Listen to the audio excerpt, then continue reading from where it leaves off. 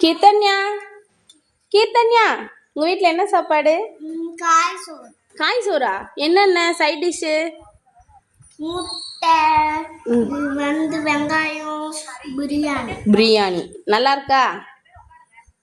பாய் சொல்லு. நான் அந்த அளவுக்கு நீ ஃபோன் பார்க்குறியா?